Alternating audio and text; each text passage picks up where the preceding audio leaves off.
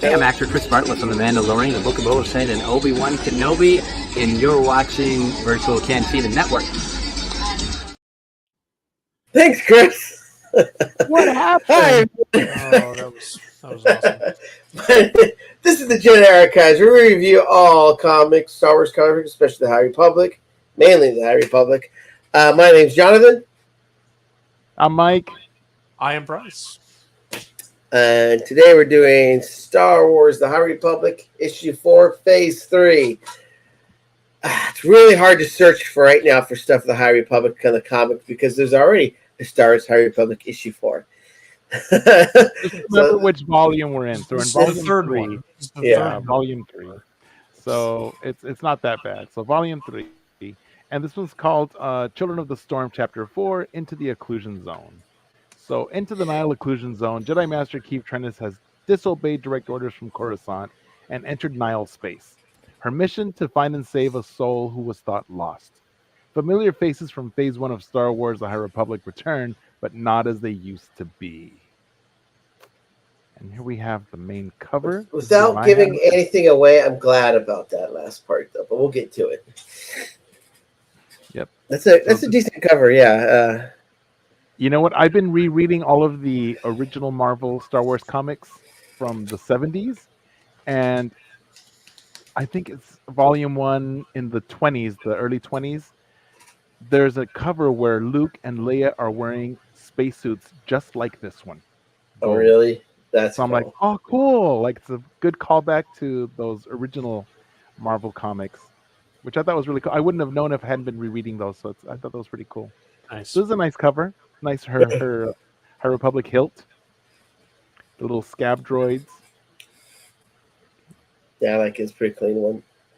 Check out this cover. What? That's crazy. That looks like it's a Ninja Turtle villain or something. Yeah. Look at his belt, though. He's got a High Republic belt. Yeah.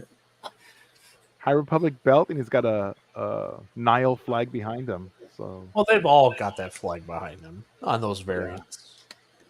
Yeah. But it's cool. It's skier. And his arm's grown back. I did notice that in the issue. We'll get to it, but it wasn't the plant anymore. He's the plant's all gone.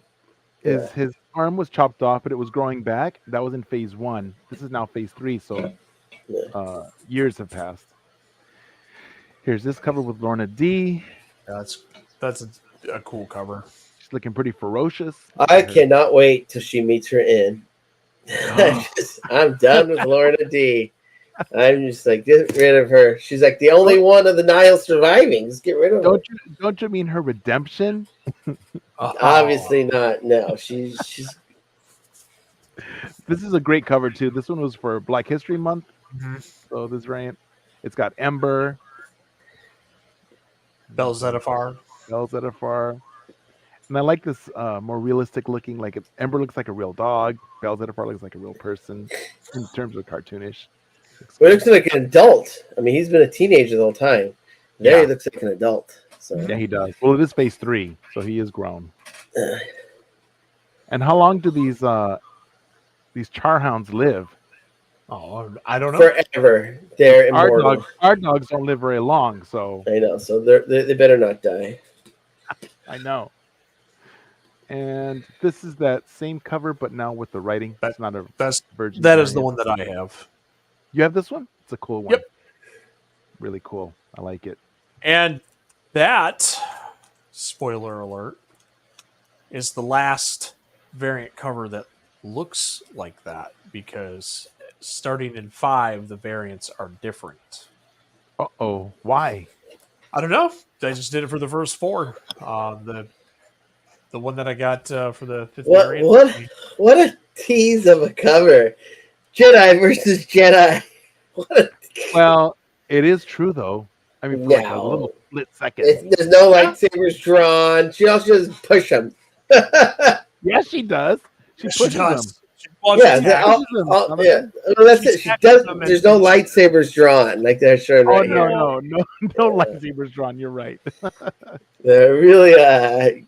This is the bait and switch that comics do a lot. This is full force right here. They're taking artistic liberty for sure. They didn't read the book, is what they did. This artist is like, oh, they fight. Oh, Well, you know what I found out? The artists don't know the story sometimes. They just tell them, they give them some ideas, and they're free yeah, to create their own. So they really don't know what's going to happen.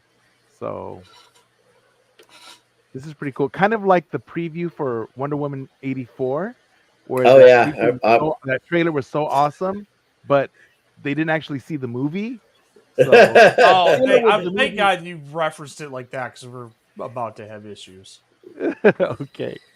And we're back to the first one. So those are the covers. What did you guys think of those? Do you have a favorite one? Yeah, the one that I have is my favorite. The skier cover? Oh, yeah. John? I don't know. I like guess the bell. Yeah, I guess the rest were kind of duds to me, which is I like odd. those Usually I love them, but that one's nice. I like the Bells Edifar with the Charhound. Ember's just Yeah. like, I love Ember. So, and here it's cool because Ember, you can see that it's just like the hairs glow or something. Because in all the comics, it always looked like she had fire coming out, like a dragon. But here it just looks like maybe the hairs light up. Pretty cool. All right. And I am partial to this spacesuit just because, like I mentioned earlier, I saw it on Luke and Leia. It just brings it's so reminiscent. I don't know what it just is. It's like, God, I've seen that. And maybe it's that I've seen. I don't know. Mm-hmm. Man, it's like it's not like fresh to me. It's like, oh, I've seen that. So I like it a lot. Yeah. All right. So let me get out of here. So I think that's it for this. Characters in this issue are Surrett and Tarek, Keith Trennis, Lorna D, Gunral Monchi, Q4, Orbalin, and Skier. Orbalin, my boy. I'm so happy. Orbalin. He's doing his best Slimer impression. See later on. So let me see. Do I stop share? Yeah. Oh, where's Bryce? We lost Bryce. Oh, there he is. I ain't going anywhere. So previously, issue 3 launched our group into the Occlusion Zone, and after retaking the Republic flagship, the Ataraxia, Jedi Master Keith Trennis leads her group straight into the Nihil Occlusion Zone, despite orders from Coruscant telling her to return. So she defied orders. She's defiant. Alongside her are Jedi Tarek and Surrett, who share their feelings for going into Nihil space. They share her feelings. They have heard a tale of Keith's former master Skier being alive and not well. So Right. The other person that's joining them on this trek is none other than Nihil Tempest Runner Lorna D. Former Tempest Not a Runner. Tempest Runner anymore. That's right. I do love that she renames her ships Lorna D. I'm Lorna D going on the Lorna D. I love that. That's so like pompous. I want to start doing it to my cars. Oh, that's the Jonathan. That's the Jonathan. So I really like this 4th issue because it went right into the action right off the bat, right from the start, right from the get-go. So we get a few flashbacks of Keith, time spent with Skier. She refers to him as her hero. And it's not like we didn't know that already, but seeing her floating around in space, remembering the time with her master. This season, they've been doing a lot of flashbacks with that, which is kind of cool. A lot. I mean, almost every issue's had a flashback with her and Skier, which I liked a lot. Yeah. So if you're like watching this or doing this as a whole, it'd be like constantly reminding you, which is nice. Like right now, we're doing it every month or so, so you don't remember that much. But if it's in a row, it'd be a lot of reminiscing. Yeah, right. So the first 4 issues of this series are that, right? Like we're doing flashbacks, but at the same time progressing forward, just like we did with all the Shadow of the Starlight was, day 0 of, Starlight Beacon falling, and then up to a year later. And that's where I think where this ends is a year later, and then it's just story. I don't think we're going to get any more flashbacks. Yeah. Well, except for flashbacks that build the characters. Like not flash, because those flashbacks from Shadows of Starlight were different. They were like showing the story as it was moving, progressing. But these are flashbacks of like her memories of different times to build up more character. Right. different type of flashback. Yeah. But but it's still the same way when you do the flashbacks. It's who they are now today. Is why those flashbacks are Right. being- But these flashbacks don't have a timeline like the Shadows of Starlight had. So those were like on a timeline. Fair. Like it was 4 months Right. ago, 6 months ago, 8 months ago. This is just flashbacks. So we're back into the present, and then it's anything but harmonious. And then the scout droids are attempting to tear their ship apart. And while Keeve and Tarek are out in spacesuits doing their best to deter them,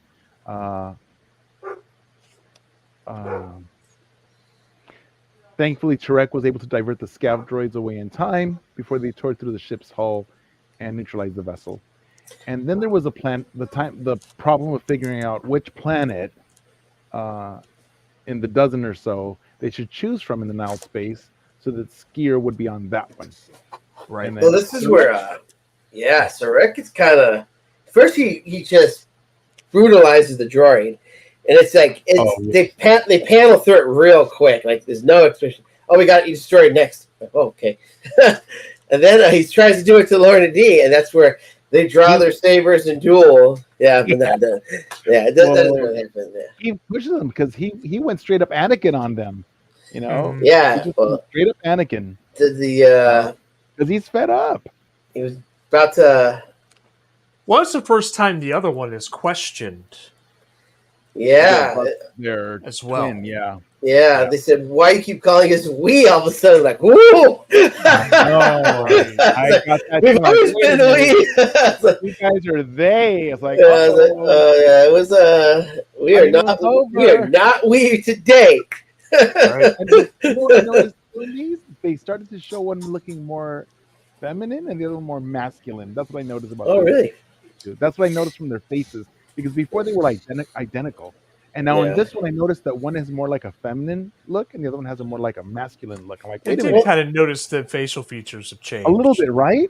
I'm Well, like, oh. But then again, that might be because of how the Nameless affected one maybe more than the other, because of the direct contact versus like that telekinesis contact Right, the where they connection share one contact, mind. right. Yeah.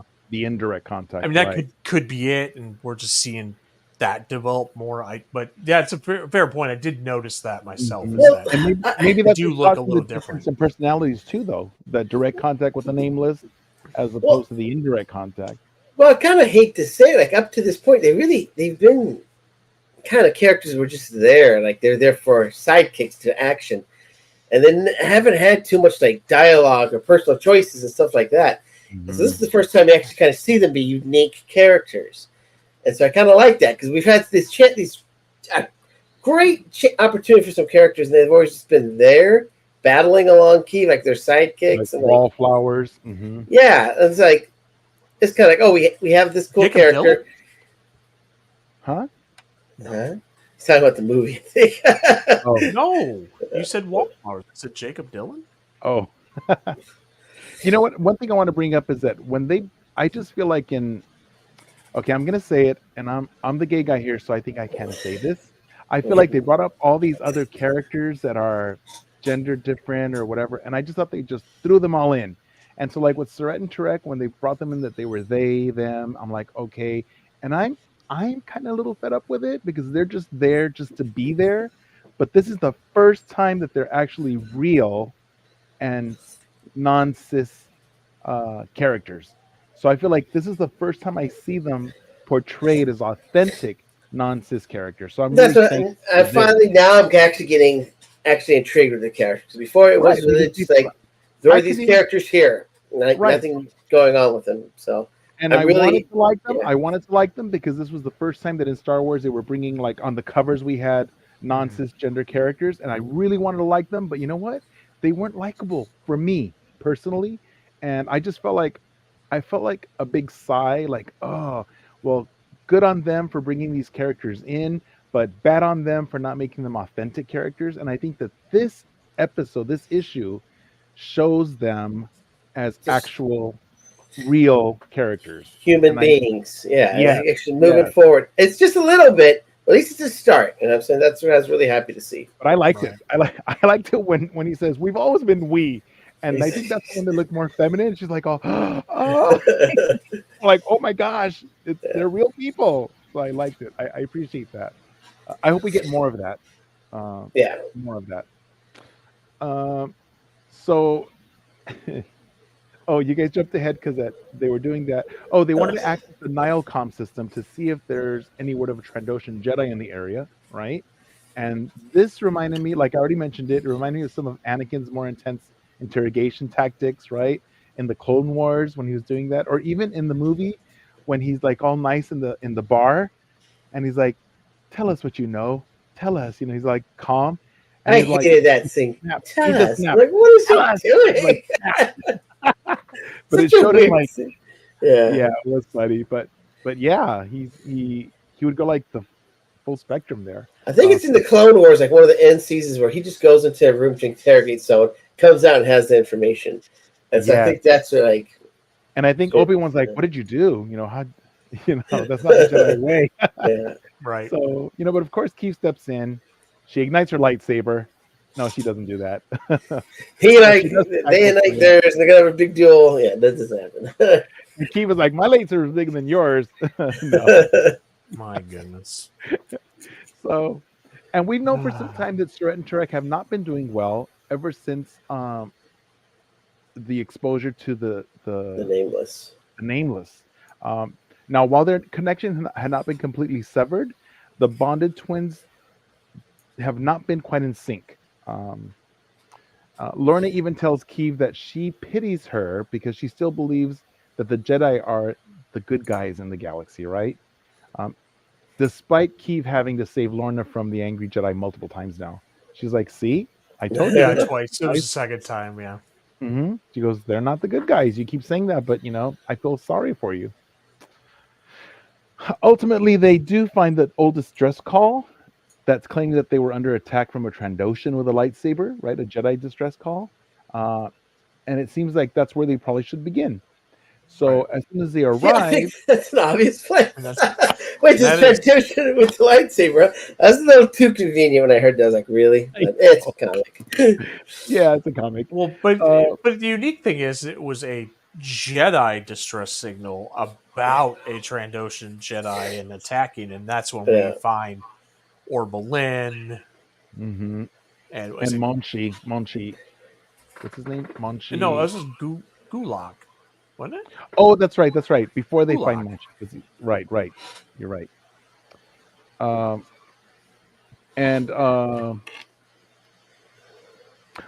then they find the Ugor, right? Which is the shape-shifting blobs. Well, yeah, that's right. When this scene happened, when they land on the planet, and then they say we're not alone. In the next panel, she's fighting. It's like Slimer. It's a floating green blob. Orbelin. Yeah, that's Orbelin. Yeah. I was like, oh my god, it's Slimer. It's exactly what I thought. And like, oh, it looked like Slimer. Yeah. Right, but the reason that Orbelin is the way he is now is because he had split himself too many times. So this was something that he was able to do. And when Lorna D had shot him, and she thought she killed him because she shot him through the helmet that he was wearing. Yeah. But he's like, well, little do you know, we don't actually have a head to shoot at. We don't even breathe. We don't even breathe air. Right, exactly. To me, he's the character from Hellboy. He's just a mask that is in a suit to make him look like a humanoid. Humanoid, yeah. That's what I think. And like he doesn't have a head, he doesn't breathe. And so it's like, so I don't know if he's slime or if he's air, but he was floating, so it makes me think he's air. Well, it reminds me of that character from the Orville. One that what's his name? Fantastic sex because he can like Norm McDonald's character. The slime, Actually, there's a Star Trek character he's like too. You guys watch the new one that's on Netflix, the cartoon? Prodigy. There's a character that lives inside like a shell. Yeah, and I think it's really similar to that too. But I thought more Star Trek vibes.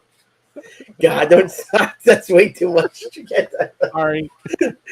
Yeah, And so they're walking through the woods, and then they're fighting with this green blob, and it's Slimer from the Ghostbusters, but no, it's Archivist Orbelin. which I'm so glad he lived. I was like, you got Me it. too. Me too. I'm Oberlin glad to bring some back. I was so sad that so many people perished. I was like, come on. So I liked Orbelin, so I'm really glad they kept him. Oh, and didn't you love that the only reason he recognized Key was because she was saying Criff all the time, Right. all Yeah. her bad words. Yeah. She said, Oh, right I at the froze. beginning, she said, Can you hear me? man, yeah, you broke up a little bit. Yeah. Mm-hmm. Yeah, I said I thought it was pretty cool that the only reason Oberlin recognized her was because of her foul language. Right.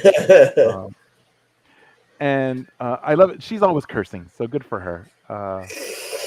It makes them more believable like humans, right? Yes.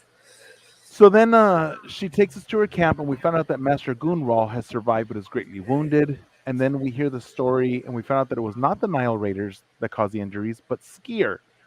Okay, Come and on, yes, Skier. lie. It's Gunwald warns Keeve that he's not the master that he used to be. He's unstable, he's Right. enraged, and he's beyond reach. That he's far gone. That they've tried, and they just can't connect with him. At this point, they decide that they're all going to split up. Keeve and Lorna go search for Skier, and the rest of the crew go take the Jedi survivors back to the ship because they need help. But they need to be Or so they cautious. thought. Right. The Nile Jedi hunters and their nameless creatures are everywhere, so they have to be careful. When Orbelin's group reaches the ship, unfortunately, they discover that they're not alone. The Ataraxia has been sabotaged. Yep. And No, it's just a shuttle. The actual ship itself wasn't. It was just a shuttle. Oh, I don't yes. think it's gonna- It's been sabotaged, and we don't see who's caused the damage, but we can figure out that it was probably the Children of the Storm that are hunting the Jedi. The last look of the group is Orbelin igniting his lightsaber in preparation for the conflict to come. And that little blob with the lightsaber is kind of funny, right? Yeah, it's kind of ridiculous, actually, but I like it. Yeah. It was a good one. It's like a Geode. I mean, they should have a sitcom. Yeah. Oberlin and Geode. And then we go back to Lorna and Keith Trennis, and they find what they're looking for, but it's not a pretty picture. So Skier and all of his buffed out Trandoshan. Yeah, glory. it looks like a miniature Hulk. Yeah, he does. He does. At that end panel. Mm-hmm. So, and he's standing with the flames on his back, turned from his Padawan, and based on the look from Keeve.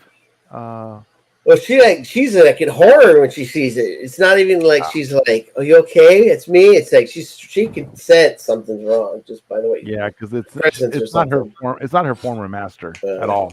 Of all her, and then this is in stark contrast to her memories of him in the flashback at the beginning. Yeah, it's just like night and day. Yep. So I thought this issue was pretty cool. I liked it overall. It's very entertaining. And I'm looking forward to the next one. What do you guys think? They got the story moving. I liked it. Like I said, we finally got some character building out of the twins. Mm-hmm. We got Oberlin back, mm-hmm. and the cat character was his name Montage or something like that. But he came back, which is cool. I mean, he wasn't much. We didn't see much from him, but he's a cool character. You don't see cat like Jedi, so I thought that was pretty cool to see. It reminded me of I'm drawing a blank. Face wise. Oh wow. The guy from Thundercats? No, Grease from the Jedi games.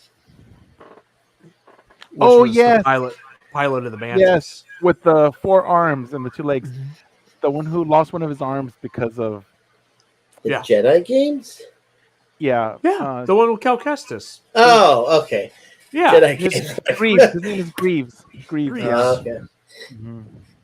Yeah, he does. He looks Monchi, right? He looks just like him. I think they're the same species. No, aren't they? No, they're not. But the facial wise, they're very similar. Yeah. So, Right. So, holocrons, guys. Give it. We'll do. Say we'll go 3.65. 3.75. I give it 2. Almost 4. I just don't want to say 4. I don't think it's quite worth 4, but it was good. I liked it, enjoyed it. I reserved 4 for really good ones, so it was We good. go up to 5. We go up to 5. No. That's what my He's work only does. ever done that. He's only ever done that once in how many years? I know 3. It will be 3 years. Well, it was D Squad 4. Actually, it'll be 3 years at our next episode. Wow, we've been doing this a long time. Mm-hmm. And I also give it 4 holocrons. also, 3.74. 4. I went like that. I went 4. I didn't hear you say it. Mm-hmm. I didn't. So Bryce showed us. He fingered us. Oh boy! just got to put a warning on this episode. Are you 18 years or older? Yes, suck it. Yeah. But that's not bad. 3.75 from John, 4 from Mike and Bryce. That's pretty solid issue. Yeah, I think so. I know episode or issue 5 is really that's where it's going to take off because I don't think there's a lot of comics in this particular series. I know right now it only goes to 9. I haven't seen anything past 9, and we already have 6 released. Right. So what are your predictions on this? Like, what are we going to get? Another run with Keeve and Skier? Are we going to? Because I mean, this whole thing's not going to end until sometime next year. There's a really cool variant to answer that question, Jonathan. That's coming out on issue 7, I believe. Well, you going to leave me hanging? There's a cool variant for issue 7 that literally has Keeve and Skier back to back, both lighting up green lightsabers. Oh, really? Spoiler alert! But just, I mean, I think it's 7. I think it's 7. I mean, just like the issue today where Sarek and Keeve got in a lightsaber duel. I mean, just about that. That's true. Variant covers. Sometimes variant covers have nothing to do with it. Like issue 5, the variant cover I have is Ahsoka Tano, because of Women's History Month. Okay. Also, the Black History Month has. Yeah, Belle has nothing to do with the story. Belle right now. Yeah. They're not even alive at this point, right? They're alive. What? What are you trying to say? They're alive. He's palling around with. He probably read something in the books and just spoiled it for us. No, I didn't read anything. He did. Oh, I did not Michael. read anything. No, they're still alive. I just thought this was Michael. way after. If something happens to Ember, Mike, I'm done with Star Wars. You know that, right? What book is it? What book do I not have to read now? No, it's not. No, he's still alive. I was just trying to figure out this timeline. So he's palling around with Buryaga right now. But I'm thinking of the Young Jedi Academy. Are they alive right now too? Young Jedi Academy is pre-phase 1. So they could be teenagers now. Phase 1. Because Loden's in it. They're phase 2. No, because. Oh, yeah. I guess phase 1 is phase 2. Yeah. But phase 2, I think, is a little too far up ahead. Phase 2 is like 50 to 100 years before phase 1. And they're more okay. right at the beginning, almost pre-phase 1, like right before. Like maybe Are you talking about the Young Jedi Adventures? Yeah. Yeah, because Loden's in it. They would be phase 1. Yeah, because Belle shows up with Ember. And Loden. Oh, so yeah, they are. So yeah, Loden Greatstorm is also there. Yeah. And then so before Loden dies, but and they go to Starlight Beacon. But he gets captured pretty early. Doesn't he get captured at the beginning of the end of the first book? Yeah. About 2/3 of the way. Wait, and isn't that where Belle gets Ember in the first book? Yeah, when they're on Dalna. Right? Young Jedi Adventures happens during the first book. During book 1, yes. Yeah, after he gets Ember, but before Loden. But I mean, there's been several episodes since Loden, so maybe he's already captured. But you know what? You're right, because Young Jedi Adventures started before that. So it may have started prior to Phase 1 and merges into Phase 1. Yeah, I would say that's probably before. Hmm. How many people died in Young Jedi Adventures? None. What? None. Then They're it's children. not High Republic. They are It's not children. High Republic. Well, They are children. technically, Load Greatstorm. Technically, if you want to be, Load Greatstorm shows up in Young Jedi Adventures, and Well, and now Bell and Ember died too. So And everybody who was on Starlight Beacon that didn't make it off, they all died too. Yoda, they're all dead. No, yeah, we've had big absence from Yoda because he disappeared. Yeah, he disappeared, but that, yeah, I know. Sophia's got all of those. So cute. I do too, thanks to John. Yeah, I got a bunch from Ross. Oh, did you? Thanks, buddy. Yeah, Ross had them on sale. So, all right. So all right. thanks for joining us, and be sure to like and follow us on YouTube at Virtual Cantina Network, on Instagram at virtual.cantina network, on X, formerly Twitter, at Cantina Virtual, on Threads at virtual.cantina network, on Hive at Virtual Cantina. Does anybody even go on Hive? Who runs Hive? Who does Hive? Oh, you do? Okay. Invite me to it. I don't even know what it is. I don't know TikTok, Hive is either. Virtual Cantina. I'm sure it's got a lot. Be sure to like our VCN Star Wars Celebration Japan 2025 Facebook page. Where The there mother are of going all, to be tons of celebration news going forward. So if you're not The there, tickets went on sale a be few weeks there. ago, right? There's still, Yes. I think there's still some on Yeah. sale. The VIP sold out though. I can tell you that. hopefully you got your tickets. If not, scramble and see. Maybe on Light you'll get some tickets. Shout out to our partner pages, Star Wars Book Nerds and Star Wars Comic Book Club. Star Wars Comic Book Club. May the force be with you. Well, please comment and join us for our next episode, which will be our 7-year anniversary? You said 3-year anniversary. Yeah, we're going to be having drinks and celebrating. We'll even put a QR code up so you can buy us drinks. Let's have we should have our tiki mug for our 3-year one to celebrate. Yeah, we'll have a celebration. All right, guys. Our halcyon goblets. Our halcyon goblets. Yeah, we'll use those. I don't have one of those. Mike said he sent you one. It's in the mail. We were talking about how you actually live in California because that's where your son's still up, and you just don't want to tell us. So that's why you don't want us visiting. No, we're. The sun has gone down. Well, for us okay. too. For us the Great too, and we're in Curtains- California. Yeah, you're not that far I from don't us, get Bryce. Dude, if I lived anywhere in proximity to you guys, we'd be hanging out all the time. Yeah, That's a I'd be fact. handing you this I know. I can't wait. and this. God, it's so expensive to ship you stuff, though. I could not believe how much it was. Dude, well, we could discuss that off air.